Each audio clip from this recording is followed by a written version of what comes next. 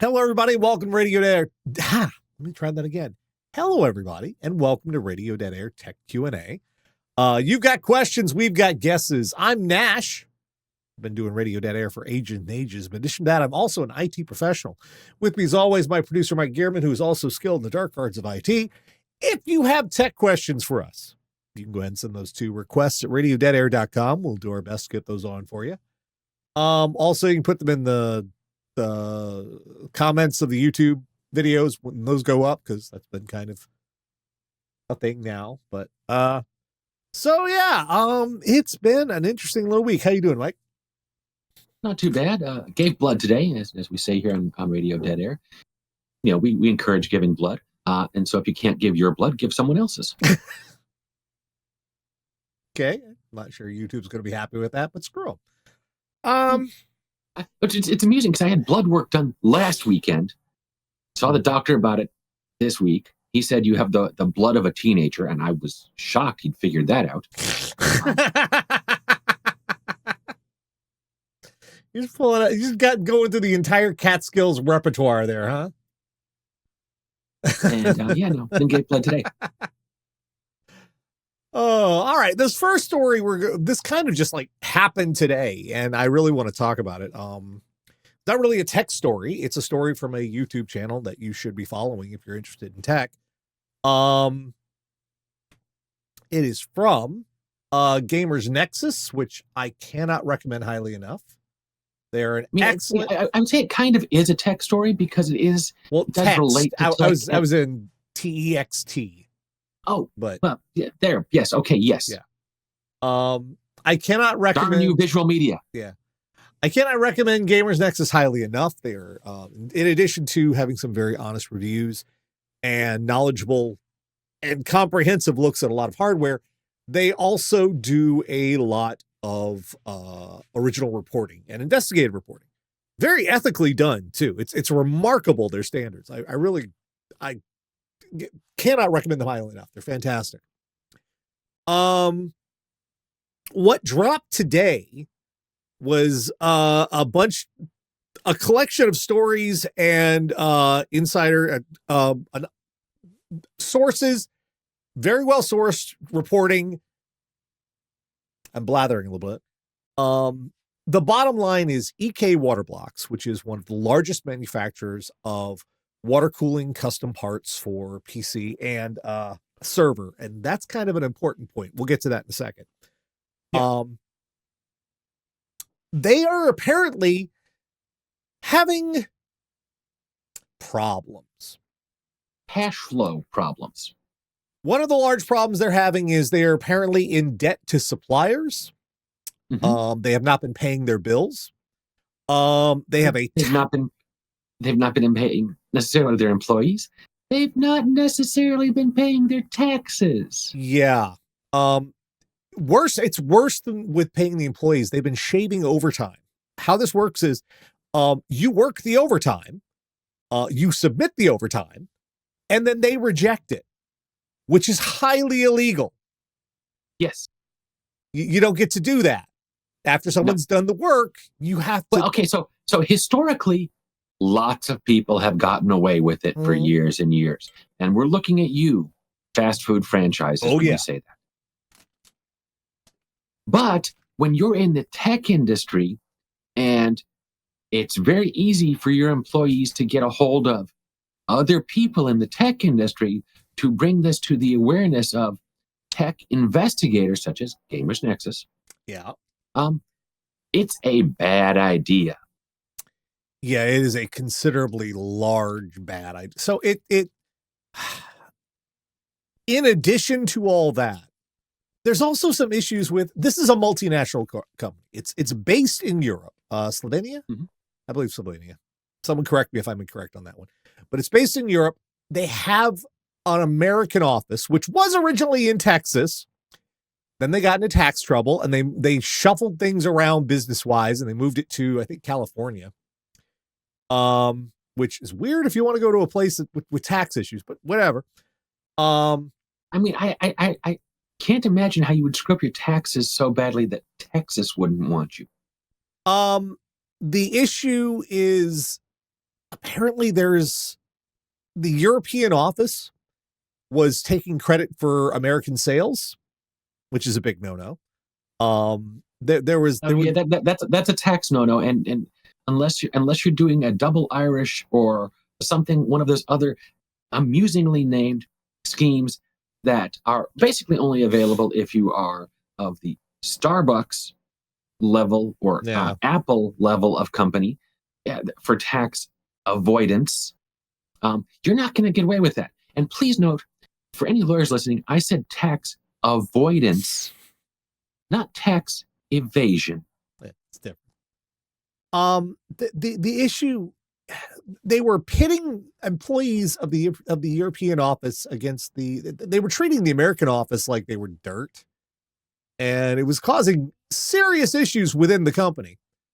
That does happen when you have the main branch of the company treating, the remote branches that way. It happens all the time in tech, and it's never a good idea. So gamers, no one ever seems to learn from it. I encourage you, once you're done with Tech Q&A tonight, go ahead and watch the video in full. It's very informative and interesting. What I wanted to bring up, however, is something they didn't really touch on, but I wanted to mention. EK Waterblocks is one of the most expensive, and they do mention this a little bit. They're one of the most expensive suppliers for water cooling parts in the industry. And yes, I'm not just talking by a factor of like 200%. I'm not just talking a little bit. When I was shopping for my 4080, I was also needing to get a water block for it to add it to my custom loop. Yeah. And I shopped around for this. And had I gone with EK Waterblocks, the model available for my card, no, go away. I don't want cookies. I don't want, go away. Cookies. Bye-bye cookies. Now I want cookies. The model available for my card. Now, I want to point out, this is not a complete cooling system. This is not a full water cooling loop. What this price covers, which is $302.99 US. This is for a water block. If you're not well-versed in water cooling, the basis of water cooling is you have to get water to a block that is in contact with whatever you're trying to cool. It's typically a block of milled copper, usually plated with nickel to prevent tarnishing. And the top of it is either more metal or acetal or acrylic. That's all this is. This is a block of milled copper, nickel coated, with acrylic on top with some LEDs. Okay. Yeah. It's got some other tooling as well, but that's basically what this is. $300. Now, the one I went with is from one of their competitors, Barrow, which is a Chinese company. And my first water cooling stuff for my system was all EK. That was a number of years ago. That was when I got my Threadripper back in like 2017, 2018. I bought their stuff on a Thanksgiving Black Friday sale. And even then, it was pricey.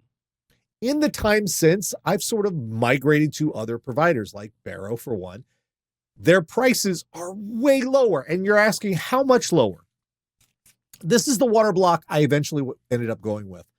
From a wonderful site, Performance PCs. They have all sorts of custom stuff, not just water cooling, but a bunch of other things. This is one I went with. This is from Barrow. It is, again, all this is a block of milled copper with acrylic.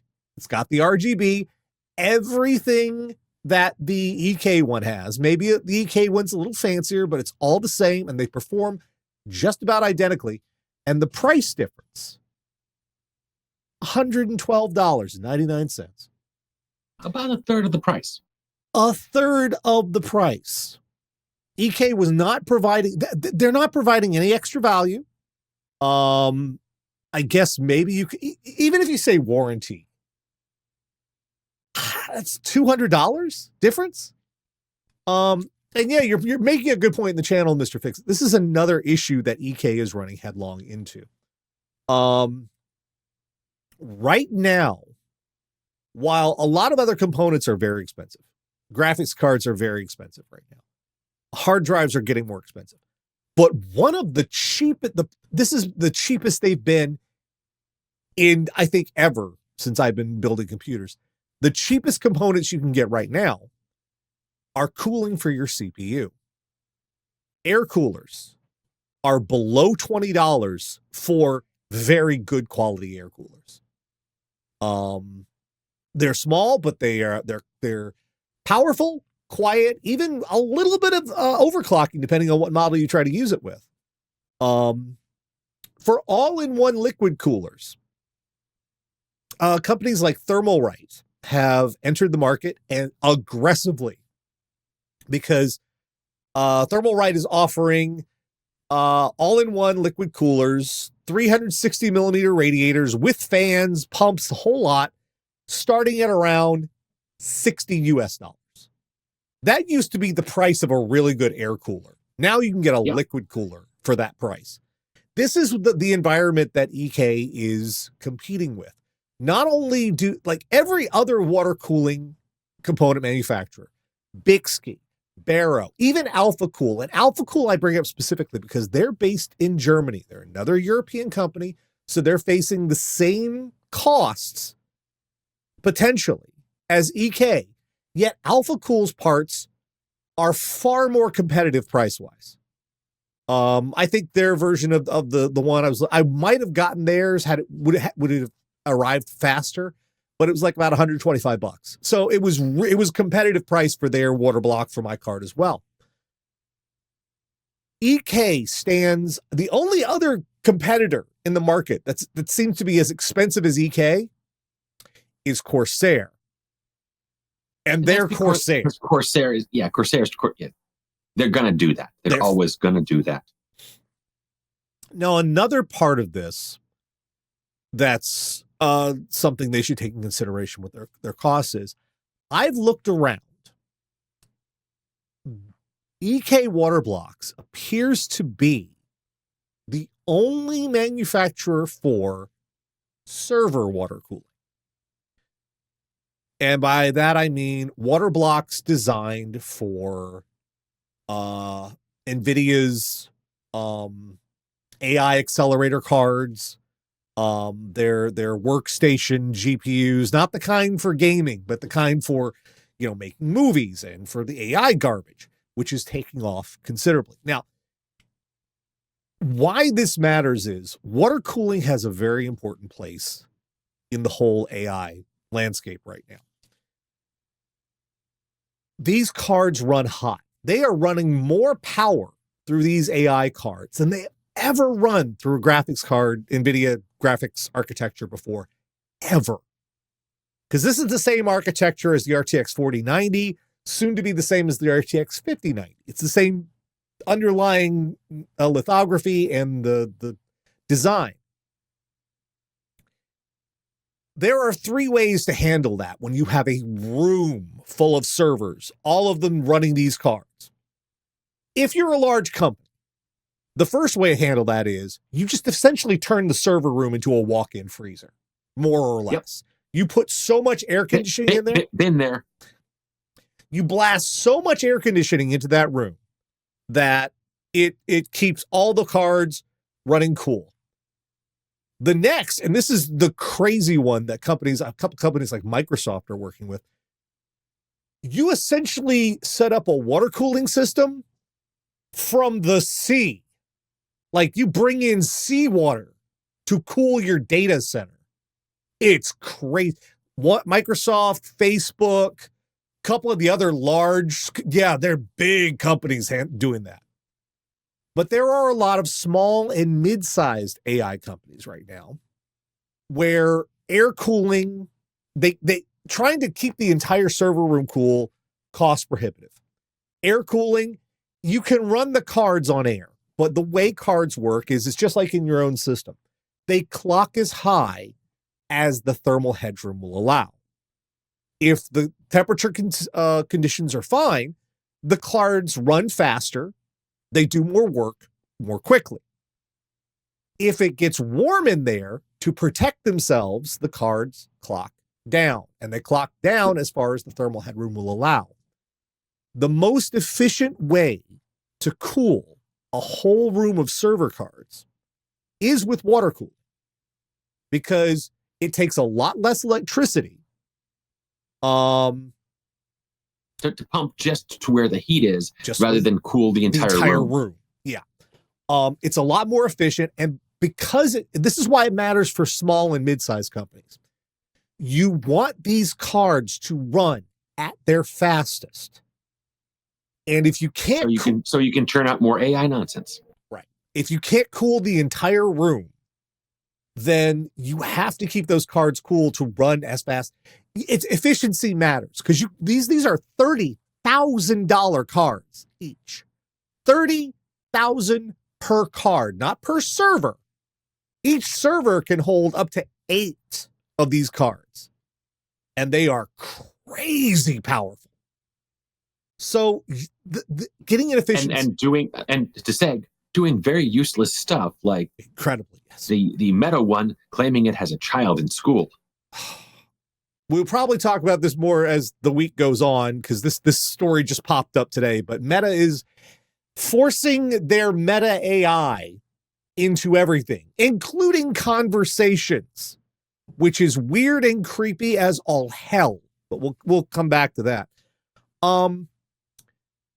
Now, what is the point of me talking about this? EK is like the only provider I know who does these cards, because it's not like these aren't commercially available cards. Not like with a graphics card you get for gaming or whatnot. That's fairly wide.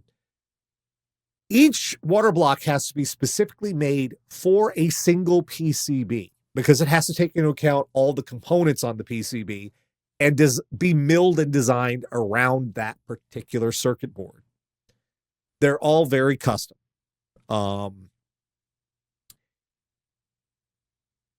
If EK is in trouble, you have to wonder how many of these they're actually selling. There is a demand for them, or there should be. So you have to wonder how many they're actually moving out the door. This, to me, seems like it would be a very big market for EK, and a profitable one right Indeed. now. What makes me wonder is they're in this situation. Mm-hmm. Are they going to get bought out by NVIDIA? Maybe. I don't know. They sort of run kind of parallel to NVIDIA. Like, I can see them approaching a company after they've already started an AI company and going, hey, if you want to get the most out of your cards, here's my number. Get in touch. We'll see about setting you up. That seems like that would be, but Gamers Nexus noted one of the problems they're having right now is they have tons of inventory in warehouses, which costs money to store. Yes, unless you own the warehouse, which they don't, because most companies don't own their own warehouses. But they're not moving product right now. In fact, their product seems to be fairly stalled. They're not selling. Well, and what I got from the video was the inventory that they have is wrong for what is selling. Yeah. So that's why they're having problems. It's because they can't pay their suppliers. They can't get the parts they need to sell the stuff that is selling. Well, so it's a really bad catch-22 on them. This comes back to the custom part.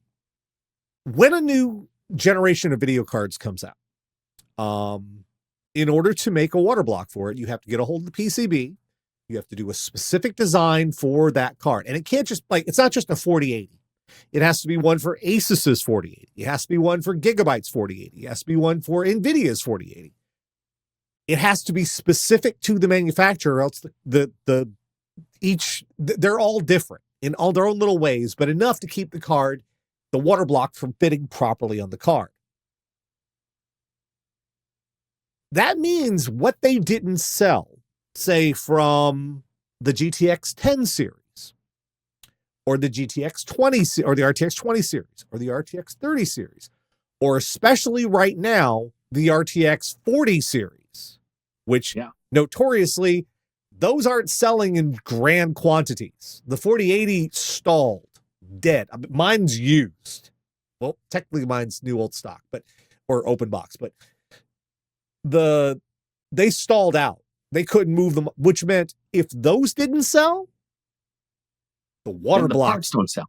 The water blocks weren't selling. So that means. And if they'd gone out and bought a bunch of those, machined a bunch of those, set them up saying, okay, yeah, this thing is going to sell. We're going to sell, we're expecting to sell 100 of these in the first, week. We sold 3. 3, yeah. Uh-oh. Like the RTX 40 series. The RTX series did Tesla truck numbers. So the RTX 40 series was the first generation of video cards from NVIDIA in years that did not sell out on day one.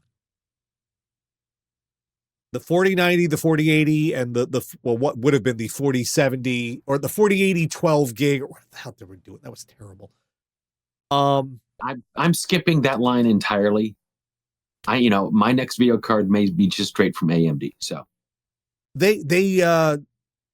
those cards they didn't sell. And then the prices were way too high for the performance. People were getting used crypto cards, or they were just waiting, but the prices were too high. And if they weren't selling cards, that means EK wasn't selling water blocks. Now, of course, they're probably still selling blocks for, say, your CPUs for Intel in particular, because theirs run crazy hot. But that's not saying that AMD's current generation doesn't need them as well too. Regardless, I'm willing to bet EK bet hard on the RTX 40 series. And they quite probably have a lot of stock laying around. For example, back to what I was saying earlier, you'll note that they still have water blocks for the RTX 4080. And the 4080 is a dead series. It's been supplanted by the 4080 Super. They don't make 4080s anymore. But EK still has them in stock. However, go over here and look at the 4080 that I bought. The Barrow, that's gone. You might be able to get one original from China if you want to order it directly, but that's over here in America. Those are out of stock because, well, it's a dead card now. It's effectively no longer exists. I grabbed mine as quick as I could because I knew they were discontinuing them. So you add those into it. Everybody, even the other people are selling.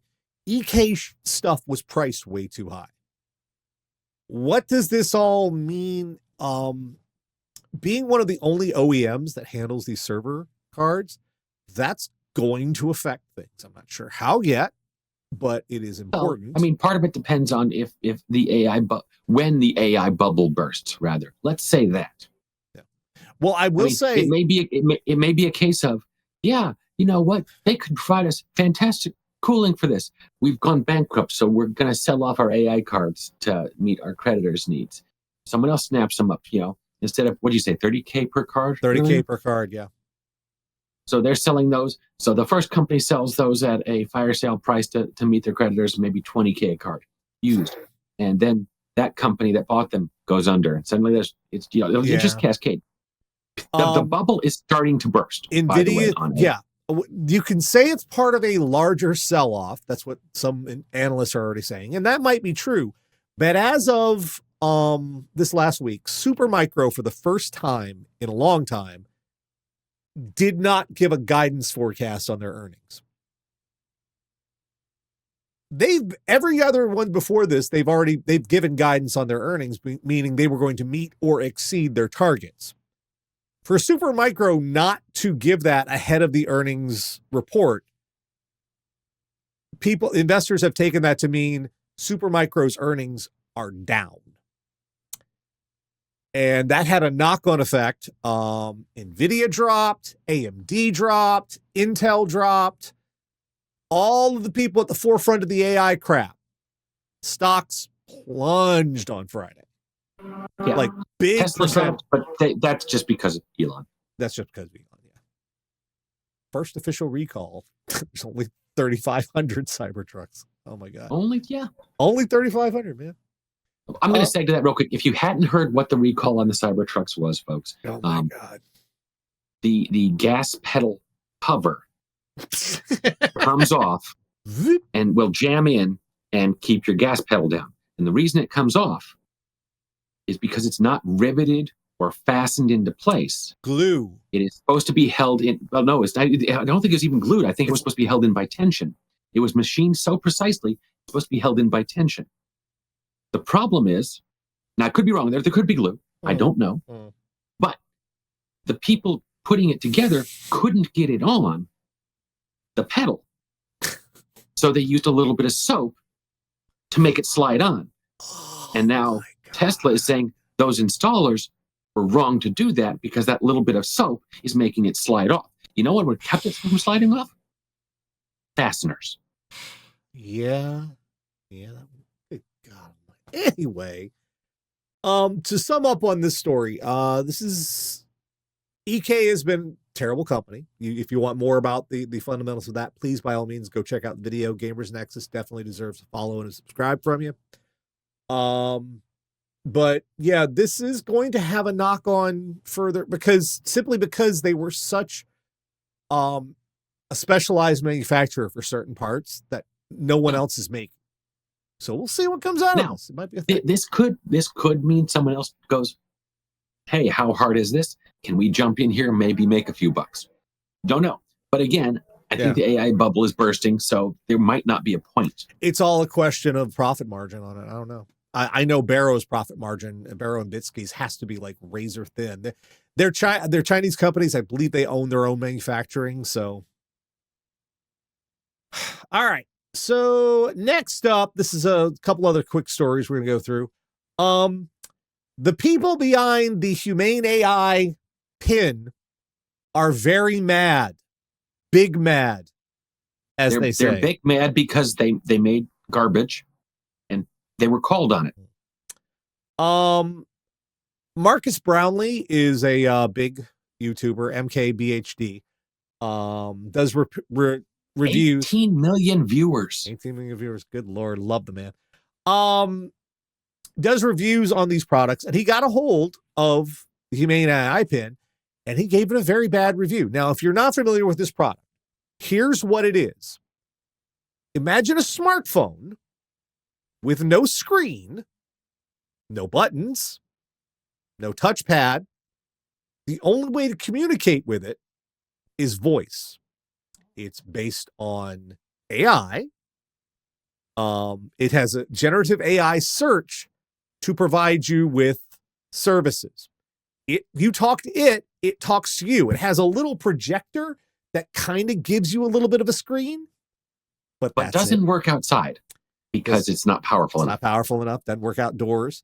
And imagine. Go ahead. And Marcus gave it he gave it a Simpsons title. He gave it a Simpsons meme for a title of his review. This is the worst product I've ever reviewed. And it should be, this is the worst product I've ever reviewed for now. That's pretty bad. Other reviewers, not just him, he was the big one, the one that blew up, but other reviewers have looked at this thing and said, this is not very good. It doesn't work very well. It doesn't even qualify as hot garbage. No. Well, it does kind of because it overheats. Okay, so technically you're correct, which is the best kind of correct. It is all, yes, it is clunky, fractured eclipse. We're talking about a product that in the age of the smartphone demands you interact with generative AI to get anything done, provides you with none of the other apps that a smartphone provides you with. There's no, Candy Crush. There's no, it has to read your Twitter and Blue Sky aloud. What the heck? How do you browse with that thing? Okay, so I mean, let's be fair. Mm-hmm. You've been on Blue Sky a little while. I've been on Blue Sky a little while. Yeah. I would not want a secondhand Star Trek communicator reading some of the people I follow on Blue Sky. Oh, they got smuts. Because sooner or later, that little AI which is not AI, No. thingy in there, is going to identify what Alf Dong is and announce it to the world. And depending on where I am, that could be incredibly funny or bad or incredibly bad. If I'm in a bank robbery, obviously there is a hostage, people. That would be funny and maybe would convince the robbers to let me go so they would stop laughing. Well, part of why this ranks so badly is not just its lack of utility. It's not just the clunky interface. It's not just the overheating. This is a $700 US device that cannot function without an additional $300 annual subscription fee. So this is a $1,000 upfront price just to get this thing up and running. This cost me $400, and I get it because Google Fi. I'm effectively getting it free. And $1,000 to be able to charge. In my lifetime, I have paid less for a car than they want for, as I said, a Star Trek communicator knockoff. Yeah, did Google Glass. I can't even call an orbital bombardment in with it. What good is it? Did Google Glass cost $1,000? I'm not really sure how much it costs. I don't know if it actually made it out into production or it got a little production. It was $1,500. $1,500, and that was way back. That was like 10 years back, which that would probably be something closer to 2,000 today. It was admittedly a dev kit type thing. Yeah. This is the best they can come up with to try to monetize this stuff. And it's already being laughed out of the door. Ed Citron, I follow him on a couple of places. Good writer, covers all of this stuff. Noticing that this feels like the bubble is starting to wobble a bit. Yeah. Ed Zitron, you should follow him. He's on Twitter, Blue Sky. He's got his own newsletter site. Definitely insightful man. Good stuff. But yeah, this is one of those cues that things are a little rough in the Juicero. Yes, Karen, that's correct. That's what everyone is starting to compare this to. If you don't remember Juicero, this was the Internet of Things juicer, where you would have to pay a subscription service for the juice bags that would go into a squeezer until people figured out you could just squeeze the juice bag with your hands. Yep. It wasn't even very good as a hydraulic press. It wasn't even very good. Yeah. It did. And that I mean, I've had times in my life where I'd go like, I could use a hydraulic press. Who do I know who can get me access to one? I don't need it for juicing. I will just go buy juice. And that's kind of why, like, Humane AI, their first round of funding for this, they raised $230 million for this product. From, among others, Sam Altman, right? Yep. They invested in this crap. This is going to crash and burn spectacular. This is the first Juicero, it looks like. It's going to be, yeah. Instead of an iPhone moment, we could call it a Juicero moment. iPhone moment is like that moment where you realize the iPhone is really going to change things. It had utility, it had function, it exploded onto the scene. This is the exact inverse, a Juicero moment. It happens and it just destroys things almost immediately. I don't see how Humane AI is going to keep this thing going. This is a terrible product. And will they be able to live long enough to try a 2.0 is a good question. I mean, this is the kind of product I wouldn't even load credit card information into to go, I'm at the store, do the communication thing so I can pay for my snacks. No. All right. Well, because it would not surprise me that they have not properly installed security in this whole thing. Yeah. And that it's going to leak data all over the place. All right, so now let's get to your questions because we're the other story is just it's just more stuff. We were a little YouTube stuff. We'll get to that maybe next week or so. But for right now, it's time to get to your questions. If you've got two questions for me and Mike, you can send those to requests at radiodeadair.com or just drop them right here. We'll answer those for you if we can. Got a couple so far. Not a lot this week. We only got 2 this week, but they're pretty good ones, I think. I'll check, see if anybody else has written anything in yet. No, just we have those 2. So, okay. All right. So our first one this week is from Derek ND. I don't know what that stands for, but hey, Mike and Nash, this might seem like a stupid question, but I want to build my first PC. I also don't want to order everything and find out at the last minute that I don't have something. What do I need to build a desktop PC from scratch? Not counting monitor and keyboard and stuff. I have those. Are there any special tools I need? What considerations do I need to take with used stuff? That's actually a good question. And what's a good budget for a 1440p rig right now? Thank you both so much, Derek and D. Okay. Well, so as far as parts go, a great place to start would be PC Parts Builder, because you can at least go, even if you don't use it to select your parts, because it might not have some of the older parts, used parts that you might be looking for. You can at least use it as a checklist and go, I have this, I have this, I have this, oh, I forgot I needed that. And better than a checklist, it also has a compatibility checker, which makes PC Part Picker really super useful. You will know if you try to pick a motherboard and a CPU that aren't going to work together, it'll tell you. Or RAM that won't work with it. You might have to scroll down the page to see what the details are, but that's okay. Gonna try. This is very broad. Understand these are very broad strokes. But what you need for a system to function: case, power supply, storage, graphics card, because you're doing a gaming system. You're not doing one without a this is graphics card.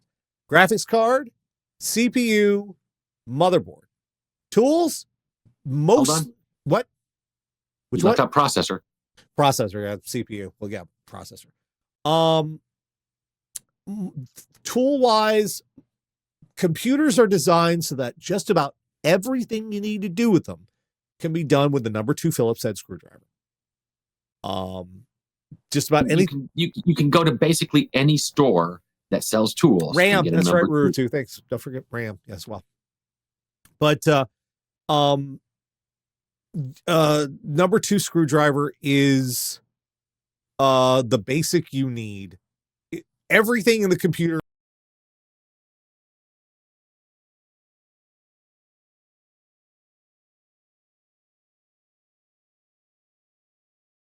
tiny one, but for desktop systems, they're all made so all you need is a number 2 Phillips head screwdriver.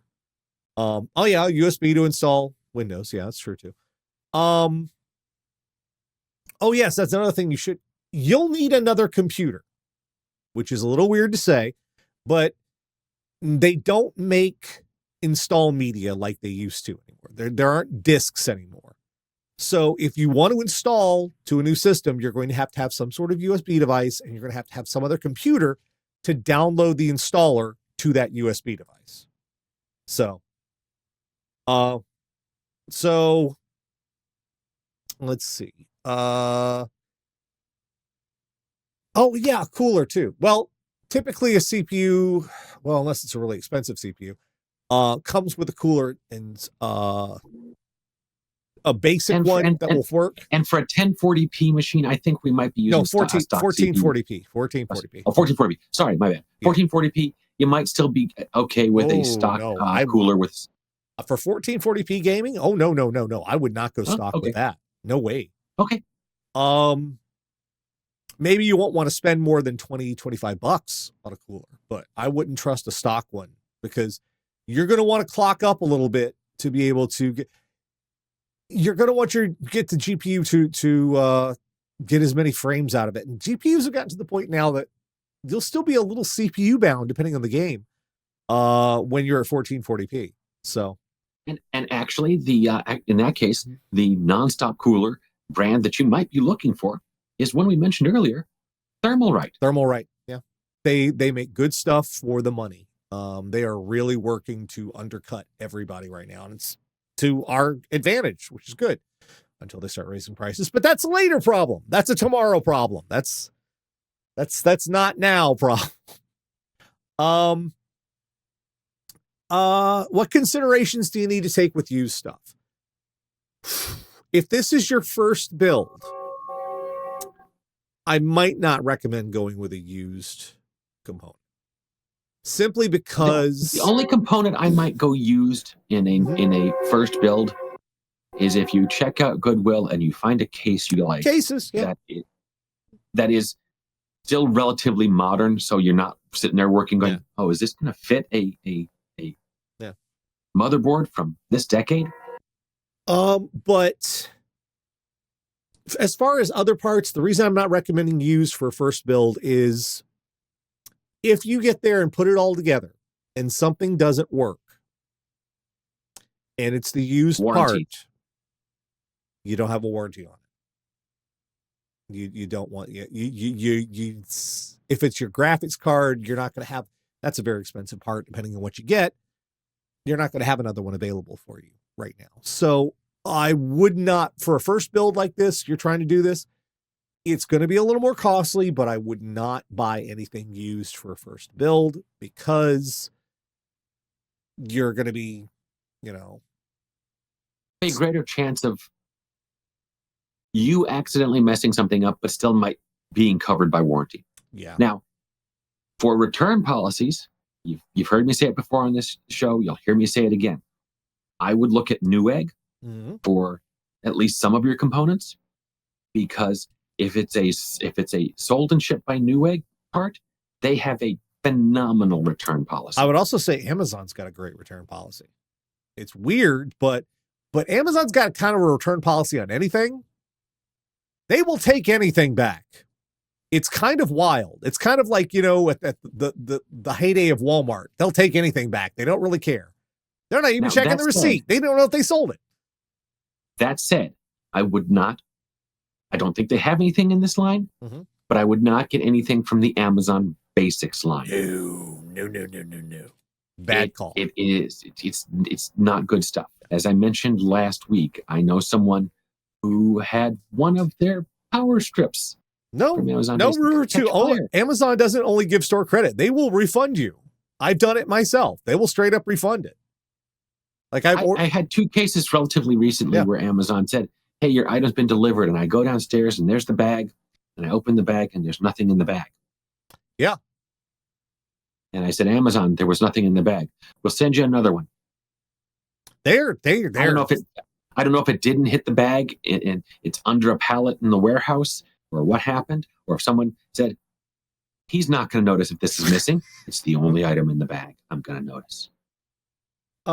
As far as a budget for 1440p, you're looking at around I'd say between $1,200 to $1,500. Most of that is probably going to be graphics card. Because it all depends on who you buy from and what you buy. And this is kind of a catch-all right now, but if you don't care about ray tracing, AMD is the better bang for the buck. If you want all the bells and whistles, AMD can do ray tracing, NVIDIA does it so much better this generation. So if you want the ray tracing and all that stuff, you're going to want NVIDIA. If you don't care about ray tracing, just want sheer raw GPU power for drawing pictures, then AMD. Now, to go back to Newegg briefly here, they do have a thing where you can combo up, where you can say, hey, I'm obviously putting together a computer. I'd like this component, this component, this component, and maybe there's deals that they will tell you about. Let me rephrase that. There are perhaps deals that they will tell you about. It's not they maybe will tell you. I can't think of anything you might need beyond what we've already mentioned, except maybe some sort of wire snips to get stuff out of packaging. Yeah. And either zip ties or Velcro straps for cable management inside your case. Yeah. And again, that's where if you use zip ties, then you're going to need the cable, you're going to need snips. But that's totally I would honestly use the Velcro ties there. You can get them in multiple colors, so you can Yeah. make it whatever you want, and they are easy to remove and reuse. I've had good. Yeah, I've got a lot of my wiring done here behind my desk is done with the Velcro ties. Storage wise, I would go SSD. Yeah, obviously, certainly as your primary for the operating system. Maybe if you go, oh, I want a lot of space, can't afford a huge SSD. Maybe you get a spinning disk for backup or secondary storage. It really doesn't make it. We've hit a point where even with the prices going up, it doesn't make any sense to get a spinning drive for a primary drive at all ever. Maybe as a secondary, but for a drive that's going to run games and programs and operating system, you definitely want an SSD these days. Rutu, no, you can get thermal paste. Man, you'd love to second guess us. I swear to God, every week. You can get thermal paste, but typically if you get a cooler, it's going to come with thermal paste. Now it's going to come with the pad on it that you take off a piece of plastic and then put this down, and it's got the thermal paste as a pad. Yeah. Either that or some of them will come with a little syringe of it. But you shouldn't need to buy any. I mean, if you want like super high performance, oh my God. Typically I've built stuff here and I just use the stuff in the box. Like for the server that we have in the closet for our media server, I just used the stuff that was in the box. I didn't care at that point. I was tired. I think that's about it. Derek, let us know how it goes. Write us back. There are a couple videos. You look out on the internet for step-by-steps. They'll show you how to put it together if you want. Okay, our other question this week. Hello, Nash and Mike and so many cats. I'm having a problem with my laptop. It started to rattle. It's hard to describe. It's not really connected to how fast the fan is going or whatever. I'll be working normally or playing a game and I'll start to hear a tick, tick, tick, tick, tick sound like something's clicking against something else. Then it goes away for a while, but it always comes back. I can't tell you what causes it, and I've tried to make it happen myself, but I can't. Do you have any idea what in the world could be making that noise? Thanks and love the show, Stephen Russell. Okay, back up your data immediately. That is one thing that could be. If you, the first thing, okay. In a computer, laptop or desktop, there are 2 points of failure that are kind of the first ones you look at. Anything with a fan and anything with a motor. That includes your power supply in a desktop, any sort of cooling fan whatsoever in the system, any sort of spinning drive, be it optical or old style spinning rust storage, hard drive. The crocodile from Peter Pan. No, move. It's not the crocodile from Peter Pan. I don't think that can fit in a laptop. That's a little cramped in there. If we hear about one of our fans being attacked by a crocodile, though, we will reconsider. Yeah. So in a laptop, it doesn't have the power supply bit, but it does have the fan is a definite, because you mentioned there's a fan.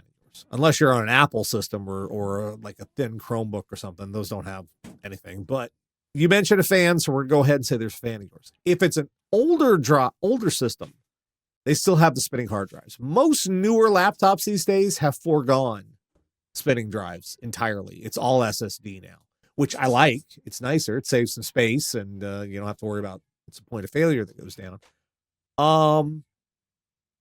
But in your case, if for anyone else out there wondering what could be making noise in your system, hard drive is one of those. If you have a spinning hard drive, the old style hard drives, that's a culprit. I think it's your fan. And I think it's a bad thing. Unless you have a laptop that is old enough to still have a spinning hard drive, which is why I said back up your data now. It's true. Yeah. The reason why I think it's your fan, and I think this might be a bad thing, so be prepared for this. Most fans, typically like you'd see in a laptop or something, there are some high-end fans. You'll see some nice stuff like maglev and a couple other different neat ways of doing it. But basic fans, like the cooling fans in a laptop, they tend to have bearings in them. Yep. Sometimes they're ball bearings, sometimes they're sleeve bearings, but there are bearings in there. And sometimes, eventually, after time, because we're talking about moving parts and wear and tear, those bearings can go out of place. And that's when you can start hearing fans make noises, grinding sounds, clicking sounds. And as you say, it's not dependent on what you're doing. It just happens. And that is it's not a sign that it's a fan, but it's not a sign that it's the fan, because the fan might be going, okay, so the ball bearing it will do the ticking when it's aligned a certain way. Mm-hmm. And it spins for a while in the not aligned that way, and it's perfectly fine. And then the ball bearing gets aligned that way, and suddenly tick, tick, tick, tick, tick, and then it fixes itself. Yeah, and it probably doesn't help the fact that a laptop moves around a lot more than a desktop system does. So that could have an effect on it too. This is entirely going to depend on how old the system is. If this is within the warranty period, this is completely covered.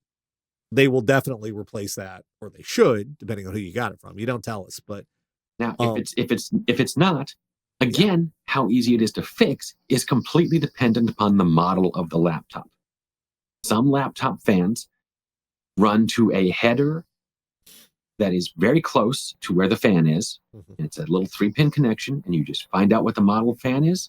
You buy a new one, you take off usually the back cover, unplug the fan, take out 2 screws, maybe 3, put the fan in, 2 screws, and plug it right back in.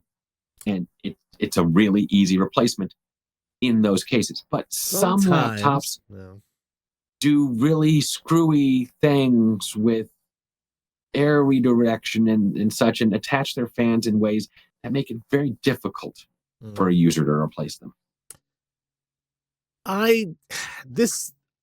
Without knowing anything, I mean, if you feel adventurous, you can go on iFixit, take the model of your laptop, search for it, look for a service manual, look for a teardown, something that will show you how to get into it. If you go on YouTube and look for a fan replacement video for your model and see what they say. If you do. If it is old enough that you're still using a spinning hard drive, seriously, you should look at that too. Yeah. If this sounds like you might want to take it somewhere, either your manufacturer if it's still under warranty, or maybe a local repair place. Don't go to Best Buy. Never go to Best Buy. Well, they don't really have anyone left. What you should do is look up local repair places in your area, go online, see reviews, see what you have a question, we'll send it a bit. All right, hurry, Raritor, coming up on the end here. So if you have a question, go ahead and fire that off. We'll get it for you. You need to find someone review-wise, local service. Mr. Fixit can't recommend Memory Express highly enough. Okay, that's Canadian. That's the option there. Micro Center, I would say, is the exact opposite of Best Buy. If you have a Micro Center near you, maybe take it over there. They might be able to help. Because I've never had firsthand experience with Micro Center, so I can't really speak to it. A lot of people say good things. That's all I can really tell you.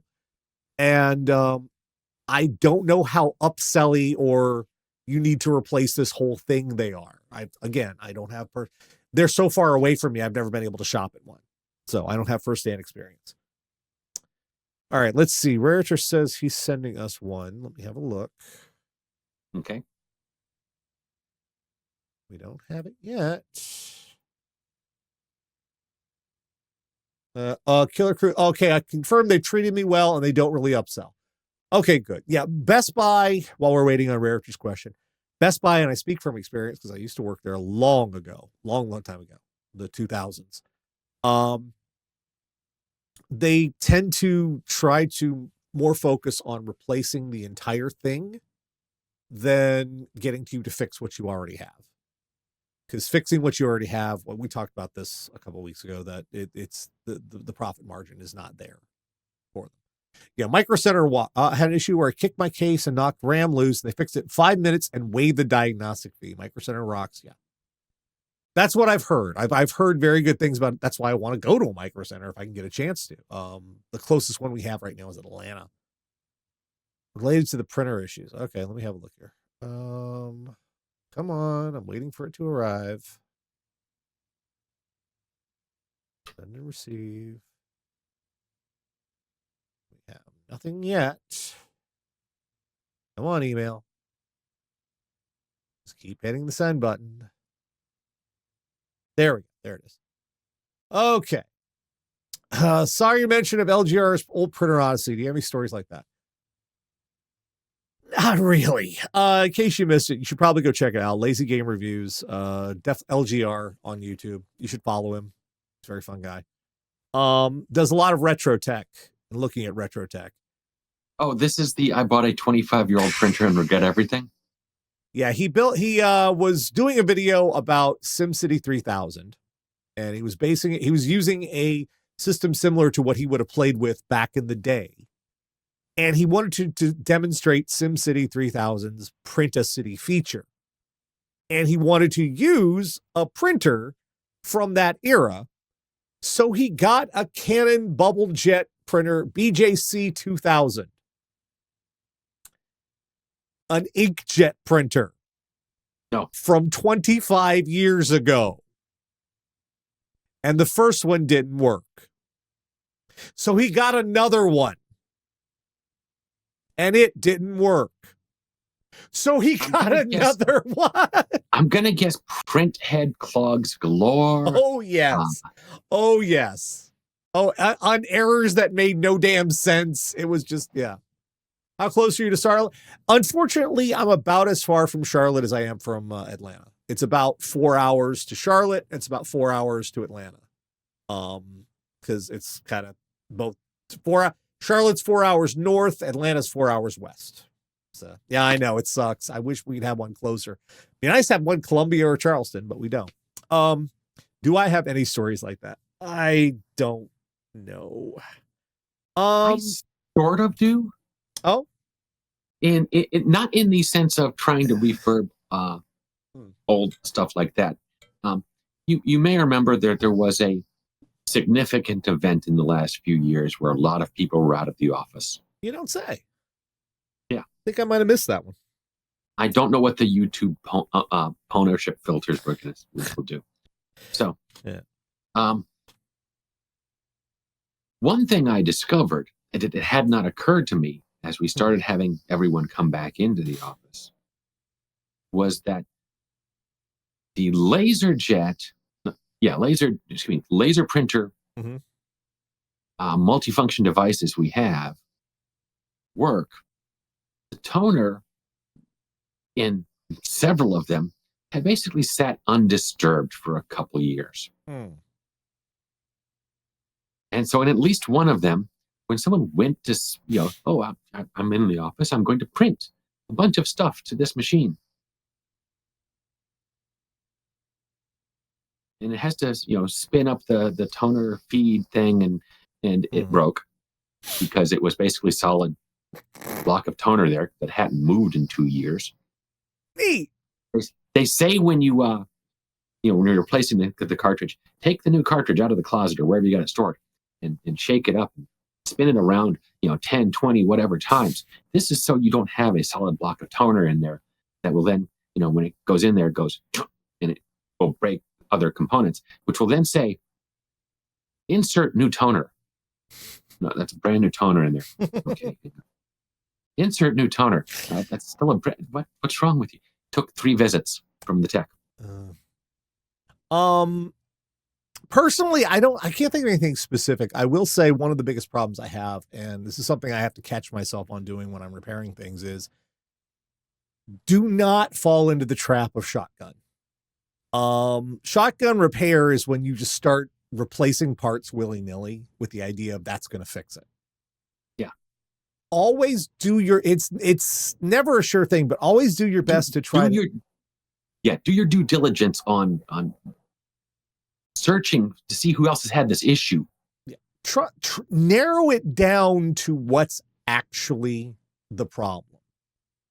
And that has cost me money before, and that has cost me time because I just went with the shotgun approach, and then I'd come and find, oh no, it was much, much simpler than that. I just didn't do my troubleshooting properly. But I've tried, I guess any of the refurb stuff I've done has been with my guitar amps, the old vacuum tube stuff. And that can be frustrating because that's technically an obsolete technology, antique technology, technically, depending on the stuff. In automotive, it's called the parts cannon. Yeah. It's vacuum tubes. We still use those for audio and they're still interesting, but part of one of the reasons why we abandoned them is there is a lot of uncertainty with like a transistor. It either works or it doesn't. And it pretty well quickly, you can use a logic probe and find out what transistor is working or not. With vacuum tubes, it's like a light bulb, only a really complicated light bulb, like not like an LED, like an old incandescent style bulb. And they're really complicated in there. And sometimes it seems like they're working. Man, this is the one that'll drive you crazy. And you talk to guitar amp techs, you can talk to roadies about this. Tubes are temperamental. The first thing you should always do if there's something wrong with an amp, make sure you have a spare set of tubes and swap them out and see if you still have the problem. Because a tube could look fine. You could put it on a tester and it can test fine. And it will still have some stupid problem you can't see. Because and it'll be a case of it works fine the first 5 minutes it's on and then goes out. Weird shit. Oh, because it warmed up and now something is connecting internally wrong. Yeah. Like, or it doesn't work fine the first 10 minutes and then it warms up and it's fine. Yeah. There's a reason why we still use it for audio applications and whatnot, but there's also a reason why it is obsolete for almost every other application. They were temperamental as crap because, like I said, the inside is built like an incandescent bulb is technically a vacuum tube. It's just, but it's built the same way and they're very temperamental. All right. So we have hit time for this week. All right. We'll be back next week, next Saturday at 9 p.m. Eastern. If you have tech questions for me and Mike, by all means, please either send them to requests@radio.air.com or put them in the comments to this video when it goes up on YouTube. I look there too. So, folks, thank you so much for being here, and we will see you again next week. Good night.